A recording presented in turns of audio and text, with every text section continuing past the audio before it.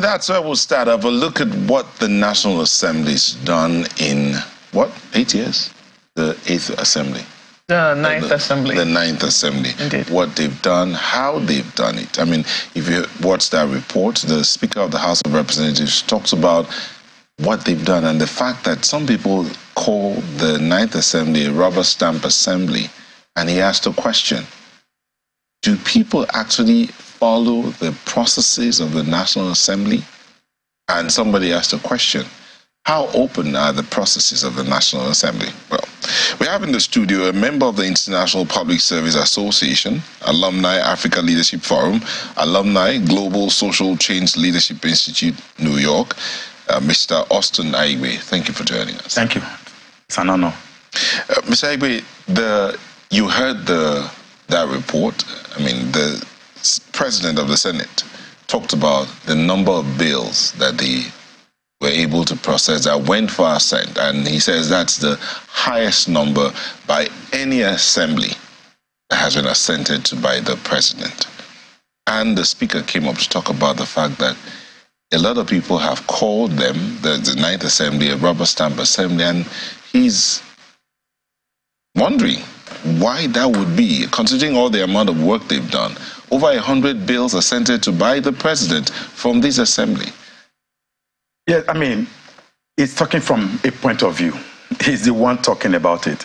That's not what the citizens can feel. That's not the feedback the citizens will give him. So what the citizens are giving him is that you are a rubber stamp National Assembly. So you need to change that narrative, not by pushing his own agenda, but to think, why is it? I know there are platforms where you can easily view what National Assembly is doing, all of their processes are online. But beyond that is when there are some form of agitation. Let me stay with the 5 bills. The 5 gender bills that were dropped by the same National Assembly.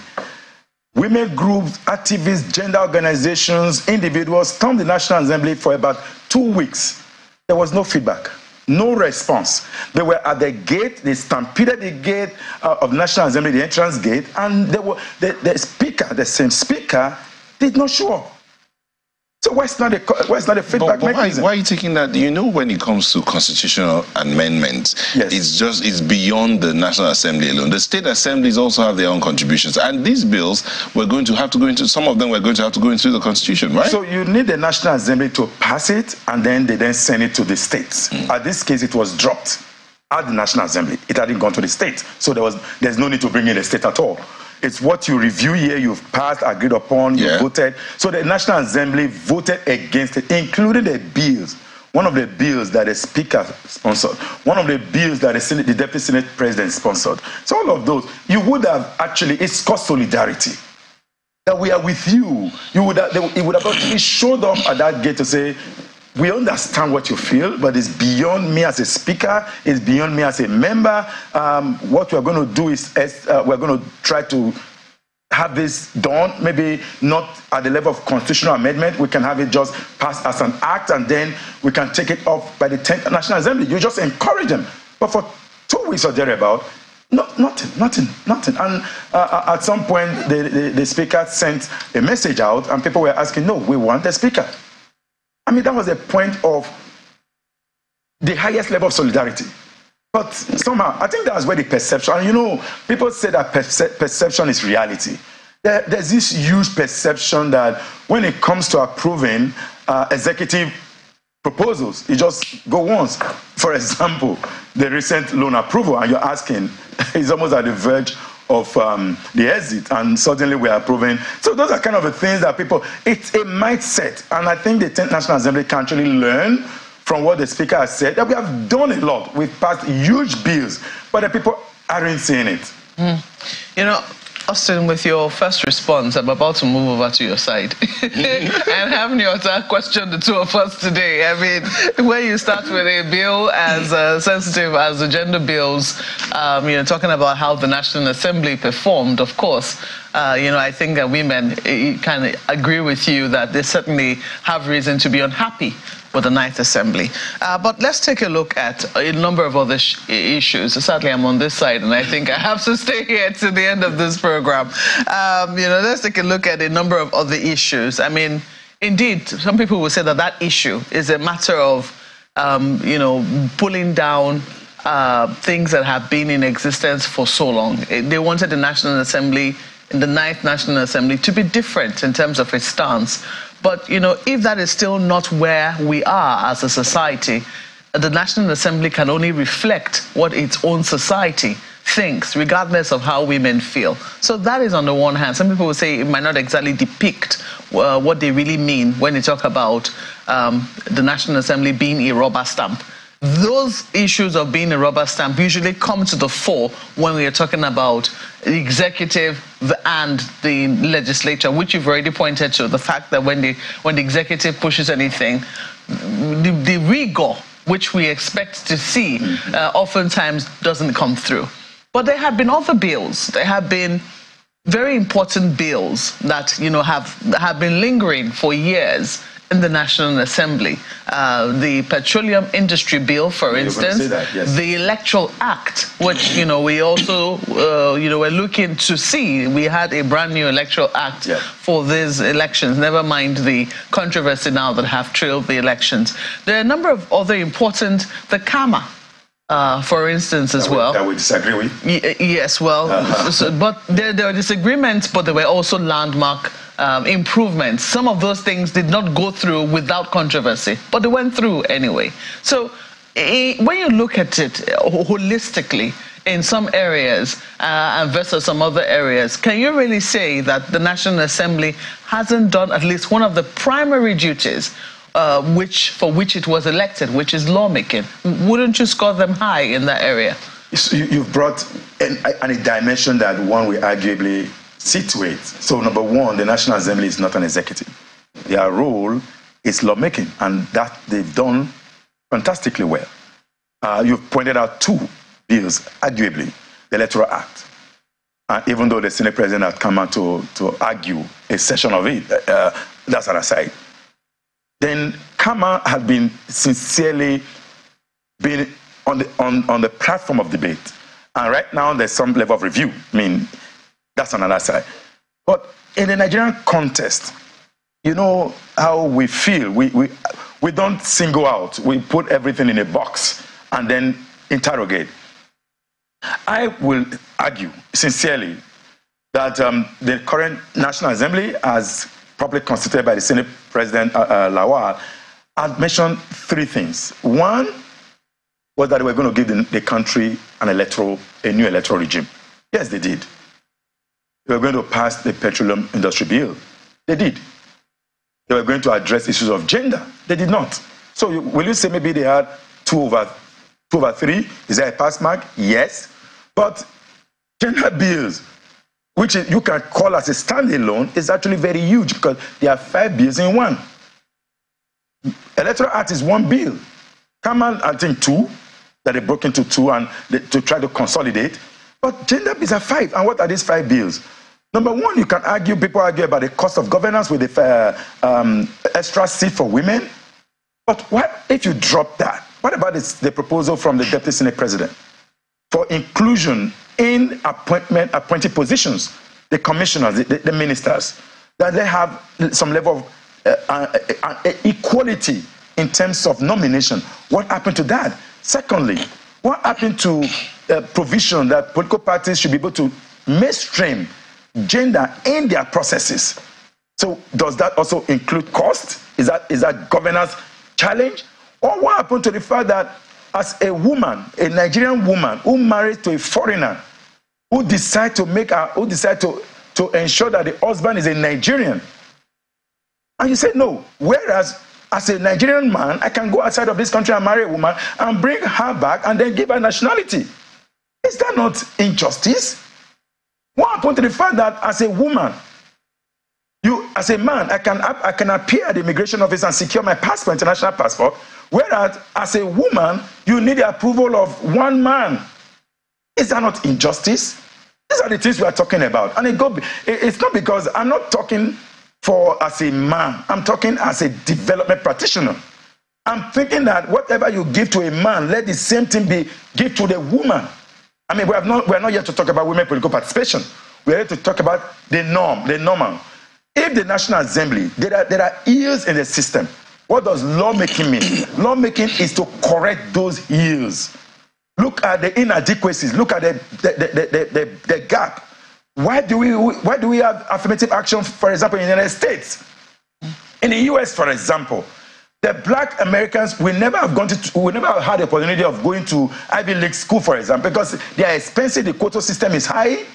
But because of affirmative action, you are able to secure admission into those schools. Or let's even come to Nigeria, Unity schools, for example.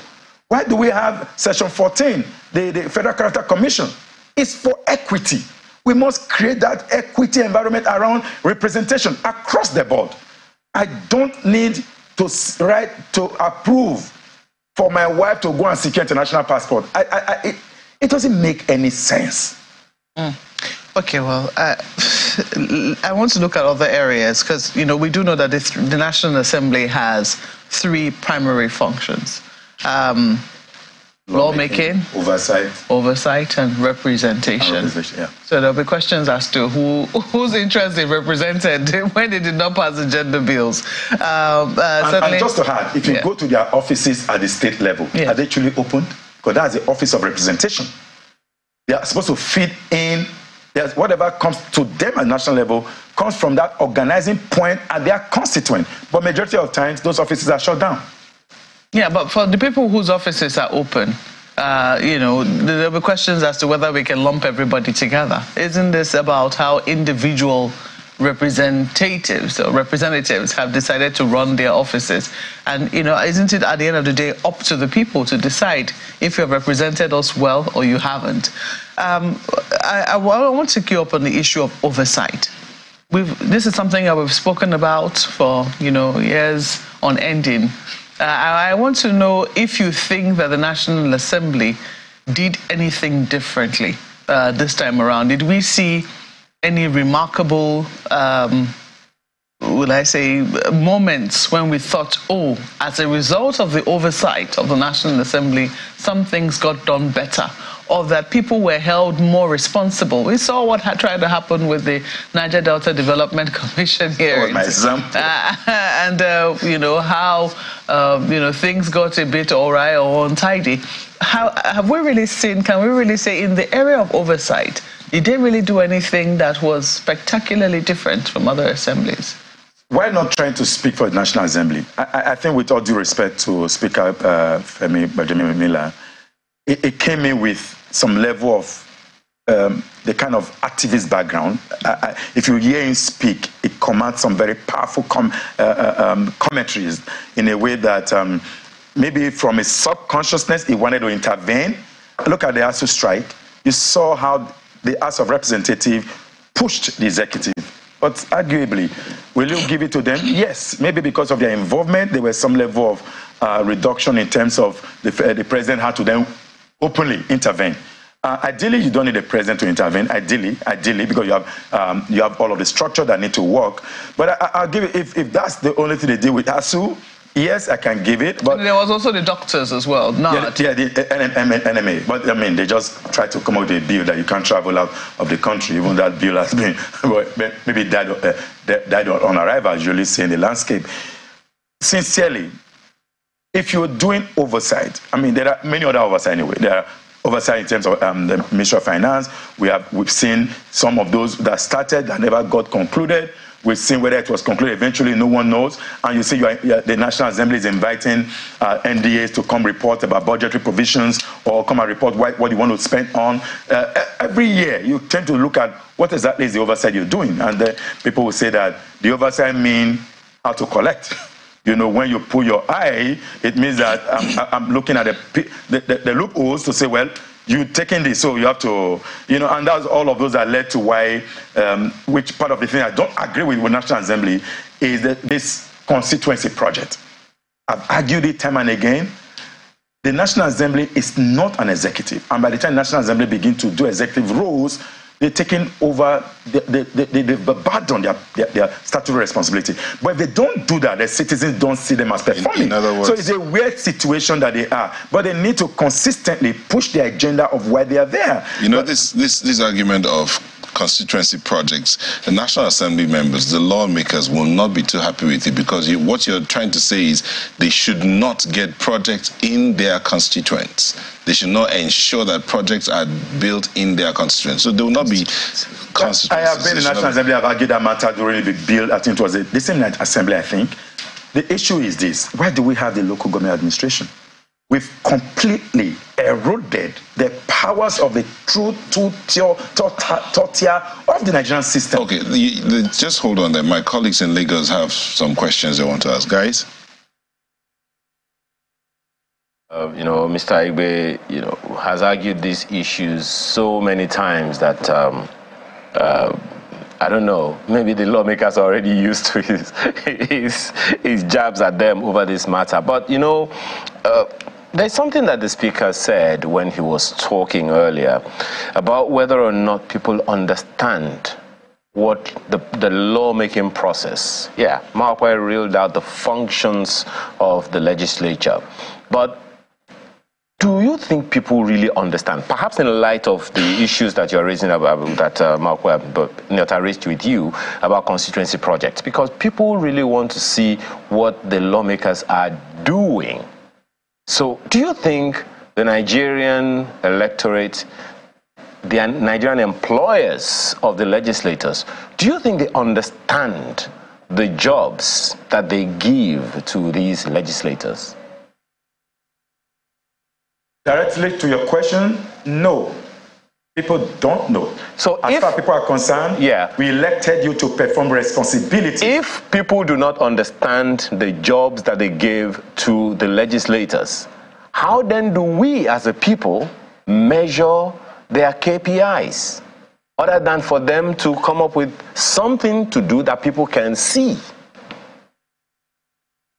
Now you've mentioned the key word, KPIs. KPIs, in my philosophical understanding, has gone beyond key performance indicator. KPIs are keep people informed, keep people inspired, keep people involved. And if you check what's happening, the reason why there is that gap, the politicians created a gap. You no longer keep people informed. You are not keeping them inspired. So the only way you do to keep them involved is to bring some project, including commissioning wooden bridge, or some kind of very nonsensical project, all in the name of meeting the needs of the people. What is oversight? Let's stay with oversight. As a legislative activist, because part of my underpinnings is strengthening legislation, is to truly build what they call the federal system. If the National Assembly has a core responsibility of putting Nigeria on the threshold of development and progress. So what is federalism? In this case, as we are in this country, we are running a Central Republic of Nigeria. It is not a Federal Republic of Nigeria. And that is why everything is coming from the central system. What can the National Assembly do? Empower the other arms of government. Well, Mr. Isaac, part of what they could sincerely do with the local government administration. My sincere apologies, Mr. Igbe. We're running out of time, and I think you are raising issues towards the second question that I have for you before Bukola comes in, which is the challenges that the legislature, the National Assembly, has had over years. I mean, we are not talking about state assemblies now, because theirs is probably a little more complex than that, but the National Assembly has some critical challenges, one of which is the over-centralization of power that you just mentioned now. So what are some of the other challenges that you think could have debilitated the National Assembly from performing their roles and responsibilities in this ninth assembly? Why not trying to exonerate them from what they are not doing is that they've got a lot of pressure from the system. I mean, system architecture, as it were, so that if you are not performing, if you are not singing, or if you are not singing the Hallelujah song for those in executive position, you don't earn something you need to go back home with. So everybody coming to Abuja again with this national cake that has consistently been on the discussion arena, that everybody, when you leave your system, you know what Peter Eke referred to in his corruption book, that we've gradually left the primordial culture, and now we are in the civic culture. And what that means is that the moment you leave your constituent and you're not in Abuja, you are seen to be disconnected. And when you are disconnected, everybody wants to see how they can tap into what exists at the national level. And that is what we need to deconstruct. And it will require very strong political will.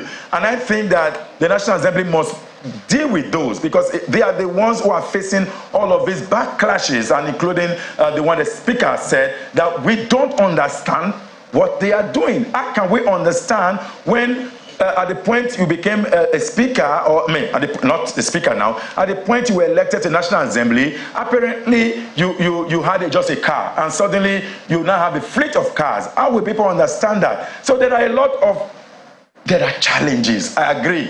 But we must start from some point. I think the first point to start is the moment the National Assembly resume legislative work, they must deal with this perception and deal with it in a way that they deconstruct it. If they're able to achieve that, if they focus on deconstructing that in the next 4 years, by the next, or maybe in the next 1 year, by the 3 years of their tenure, they could be able to do other things that really put the executive under scrutiny, oversight, representation, and good lawmaking. I'd like to follow up on part of your commentary earlier on, where you submitted just a bit of a fair assessment on the 9th National Assembly. I wonder how fair, that will be if we consider some of the high points, of legislative decisions of the 9th Assembly, and let's just look at some of them. The breach of the Fiscal Responsibility Act, by the executive, for which the 9th Assembly has done very little.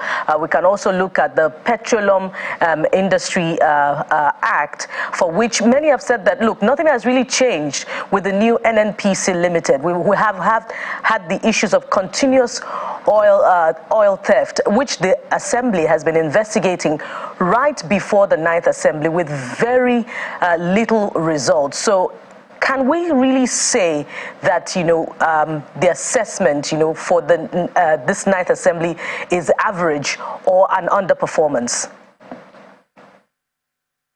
So, as a participant in this whole architecture, I would argue that whereas they perform credibly well in the, like I said just a few minutes ago, 2/3, will you say that's pass mark? Let the people say. But 2/3 in any mathematical solution, that would be arguably a pass mark, because they gave themselves the focus. And like I said, the Petroleum Industry Act is just one bill, or maybe I think they tried to break into the governance bill, and I can't remember the other bill now. Then the Electoral Act. Yes, those two went well, but you wanted to change the narrative around representation. But you didn't achieve any of those, not even one of the 5 bills. On one side, some activists will tell you none, they didn't perform anything. But on the other side of folks who have consistently wanted the Industry Act, we tell you for the first time in many years, that the bill continued to repeat itself in the National Assembly. I think far back as the 5th or so Assembly, when we began to see the bill coming up, the National Assembly, yes, passed it. That's praise for them. The Electoral Act, repealed and reenacted. That's awesome. In fact, if I'm to speak from the perspective of the Electoral Act, I was a participant also in the Electoral Act agitation and all of that. What led to what we now call repeal legislation was huge commendation to the National Assembly. Even though we are not where we want to be, but we are not where we used to be. That's huge commendation. But if you then turn it to the other side, particularly with the other narrative, or particularly with what I just said just now about loans, and DMO has just stated that Nigeria is gradually crossing the limit of our borrowing. So you're going to ask yourself, why are you approving loan at the verge of the end of a regime? Isn't that a question that anyone cannot answer. I mean, I'm sure that our viewers, even all of us on the studio right now, can't fathom that you are approving. Are you putting a burden on the next administration? Was it intentional? Even though it's APC that is handing over to APC, the new administration needed to also start on a clean slate, even though that government is continuum, and people argue that every government of the world borrow money. But what are you borrowing for? Is it improving the livelihood of Nigerians? Agreed, we can see infrastructural development. I've seen good roads by the Buhari administration. I've seen roads that were not built in the last 10 years. I mean, they are taking shape. Abuja has become literally a construction site. Everywhere around the city, around the office space here, meaning there are nice roads, I agree. But when the people are hungry, they won't see those development. The human capacity enhancement, human capacity development is sine qua non to every other development that you may want to look at. And one of those is they can argue they've given the executive all the money, all the support. That can be their own trajectory. But from citizen trajectory is that what bills have you passed to improve our livelihood? You've passed the national, the executive came up with the humanitarian commission. And people argue during lockdown 2020 in the life of this regime that students at home were fed. And people ask, how were they fed? Were they getting food to them at home? These are some of the narratives that make you think that where is the real oversight? If oversight is to follow up NDAs and ministries, MDAs, ministries and departments and agencies, what report, what sanction had happened? And you need to feel as a citizen, as the citizens alike, that come on, that they were just rubber stamp. They may not be rubber stamp. Which is the core, really, of the place of the National Assembly. They're elected, to represent the interests of the people. And that's what we're considering, bills that have reaching impact on the people.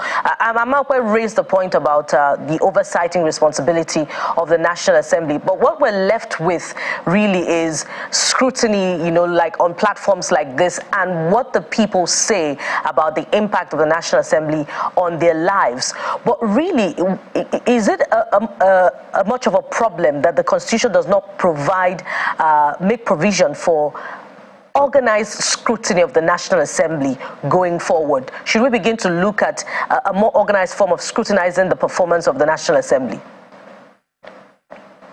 No, there are provisions in the National Assembly for recall. That's part of scrutiny. There are provisions for constituency offices. There are senatorial offices. Those provisions are part of scrutiny. But I just said a few minutes ago that majority of times, those so-called scrutiny platform and avenue are not open. And you know what politicians usually do? They engage in divide and rule, create unnecessary pro, if there are anti-views, they create pro-views. And before you know what's happening, there is conflict in the system, and people just go back. Arguably, when you talk about law representation, the representation is that after a quota or sometime when you have recess, and that's why National Assembly does have recess, they go to their constituency and hold meetings with their constituency and give feedback and then hear what the people are saying and then come back to National Assembly. And that's why you see some of the National Assembly members on the floor of the House, they will say, my people have said, whether they truly went to the people or not, but I think that's the way it ought to be. My people have said, it means you are speaking for the people, because all of us in this country cannot converge in a location for representation. We then have to have those level of representative, and that's why any action you take, you need to go back to those who employed you in court, because we've always said that there's an employment and the employers are the citizens. You need to go back to that office and schedule meetings. Now I want to meet with, maybe you can call it town hall meetings. I want to meet with the youth on certain dates. I want to meet with the elderly. I want to meet with women. You have those conversations and you then get feedback. On those feedback, you review and you come back to Abuja and present those feedbacks. But your guess is as good as mine. Austin, as we wind down, talked about the members of the National Assembly and how ineffective they have been. The members of the National Assembly you talked about the fact that they probably didn't do carry out their responsibilities as effectively as they should. But there are those who would also argue that the biggest challenge of the legislator is his constituents, because not only are they not holding him accountable, they are also demanding that he or she takes care of their personal needs, school fees here, accommodation there and all, because we sent you there. It looks as if they sent him there to go and get the money and bring it back to them. So the 9th Assembly is going, the 10th Assembly is coming. What lessons would you advise the 10th Assembly members, the legislators-elect, to draw from these outgoing legislators, and what lessons should the citizens draw from all of this as we go into the 10th Assembly? Fantastic question. I'll say again, because I think part of my commentaries did align with that earlier. I understand the challenge that the National Assembly members face, and I used Peter Ake's work, the primordial and the civic culture. We can have that conversation at another time. It's a weird situation. In fact, National Assembly, you are not the only one in that shoes. I live in Abuja. I also face that pressure. And I'm sure that you face that pressure living in Abuja. All of us do. It's a mindset. And the way the poverty is rising, the more pressure it puts on people who have. And when you have, you're not afraid of going home, because each time you go home, maybe with your SUV or something that you bought legitimately, people don't care you bought it. They just assume that you've been in Abuja, you've been in Lagos. I mean, you've gotten you've gotten privilege to have tapped from the national cake. They don't, and that's the challenge of the primordial culture. And that's what we are saying. The 10th National Assembly had the opportunity to begin to deconstruct. I use the word deconstruct. Deconstructing a narrative, it's not something you just stand and be talking. It has to be huge conversation with your constituent. You have to build that bridge with your constituent that I am here, tell me what I need to take back. By the time you are coming back to them and going back and coming back, you are deconstructing some narrative. But when for 4 years there is no conversation, and by the time the 4 years is over, suddenly you remember that you have a constituent, and because you need a vote, that's when you begin to shout, I brought this borehole, I brought this one, I brought that one. When the people actually say that was what they wanted? I mean, we consistently talk about bottom-up development, bottom-up governance, and until that happens, we won't change this narrative, this centrality that is a bane in our national development. Austin Aigbe is a member of the International Public Service Association, Alumni Africa Leadership Forum, and an Alumni Global Social Change Leadership Institute. Thank you for coming in this morning. It's my honor. And thank you for your thoughts. Sunrise will be back in a moment. Please do not go away.